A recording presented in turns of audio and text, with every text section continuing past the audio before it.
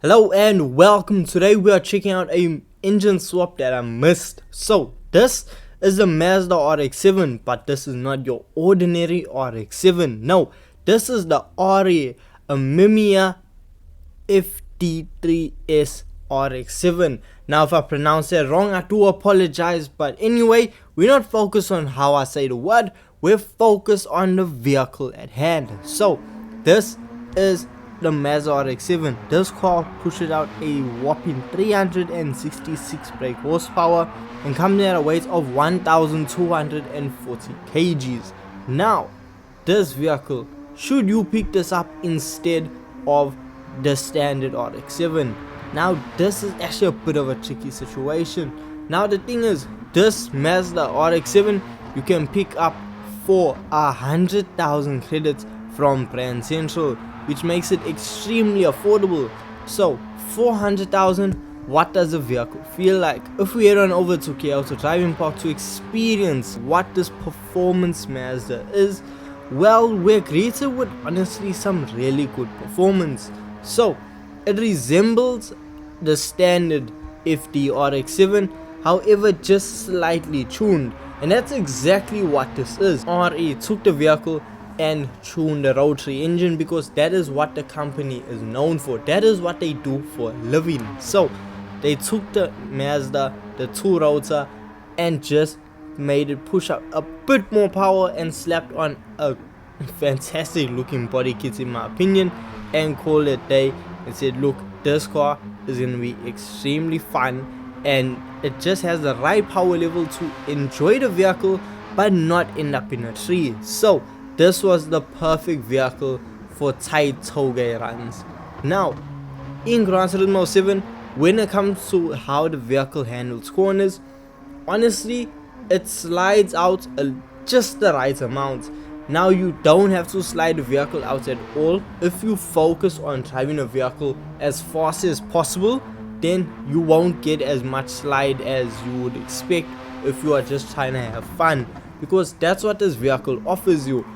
It offers you two sides of a coin. So it's either you want to have so much fun and just slide around and enjoy the vehicle, or you want to set incredibly fast lap times, which you can do. You do not need to slide the vehicle out. So in its standard form, this vehicle is well worth its 100,000 credit price tag. So in its stand and around KL Driving Park, it sits lap times around a 1 minute 53 second mark, which in all honesty is rather slow. As I said, it's slightly more powerful than the standard RX-7, so we can't expect really groundbreaking figures out of this Mazda. Now when it comes to fully upgrading this car's standard engine, we see that we are left with 537 brake horsepower, and we aren't able to remove any weight out of this vehicle. Now when it comes to the bodywork, we aren't able to change anything besides the rear wing to make it adjustable. So that is the only visual customization that you have on the RE RX-7.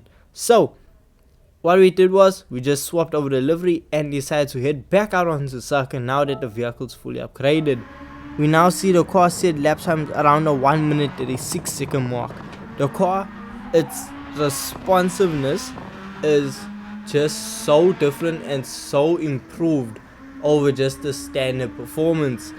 The car handles like a dream. With your racing soft tires on, there is so much grip that the vehicle refuses to slide. It's really a mission to actually get the back end to step out, and I know a lot of people are going to be super excited to actually hear that.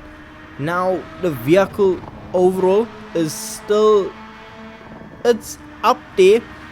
With the right driver behind the wheel, you can set some really fast lap times, but even with the 1 minute 36, it's around the same time frame as a fully upgraded modern day sports car. So it is a good rival for a lot of cars in Gran Turismo 7. This RX-7 is something that you should not look over, and that's also because you can engine swap this vehicle.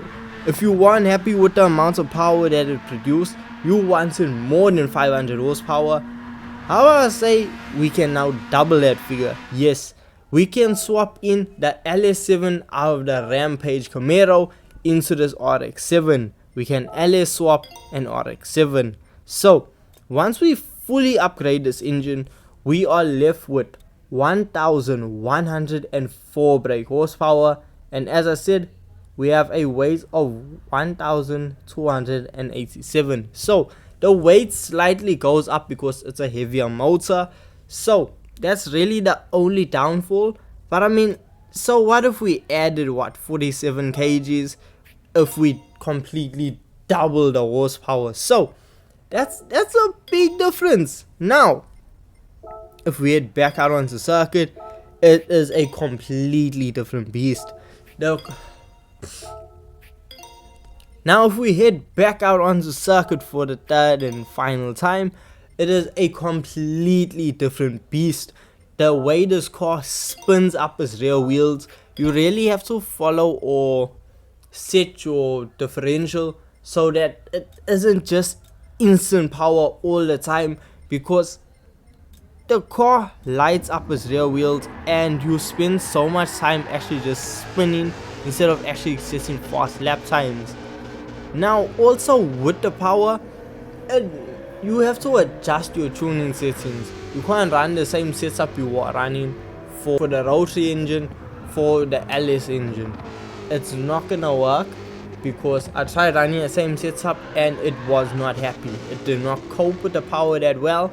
So in actual fact, I'm gonna be so honest here, this car is not the best vehicle to receive the LS7 swap. That's my honest opinion, because if we look at the other vehicles that can receive this engine swap, they actually handle the power a lot better than this Mazda. I mean, even if we look at the DeLorean, which can also receive this LS7 swap, that vehicle handles the power extremely well. But if I had to say there's one vehicle that stands out from the crowd, it has to be the Muse Nismo 380 RS Superleggera. That Nismo honestly handles the power extremely well and is so controllable, whereas with the RE Mazda, you have to fight it a lot more, and it takes away from the enjoyable side of the experience with this engine. For me, I feel like it's a bit too much power. If you don't fully upgrade the engine and just put the engine in standard, that is a much better setup than fully upgrading, adding on superchargers. So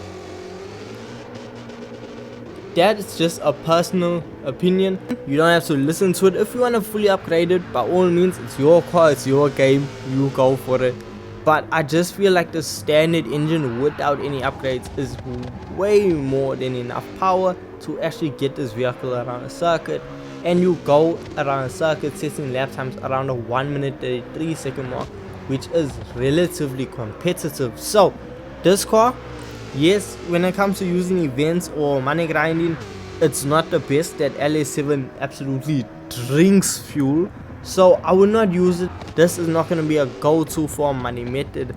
However, if you're just looking for a lot of fun, this is where you need to be. And for a total of 350,000, that includes the price of the vehicle and the engine swap, you are going to have a whole lot of fun. So with all this being said, I hope you guys did go on to enjoy this video. Don't forget, leave a like and subscribe for more Gran Turismo 7 content, and I'll see you guys in the next one. Peace.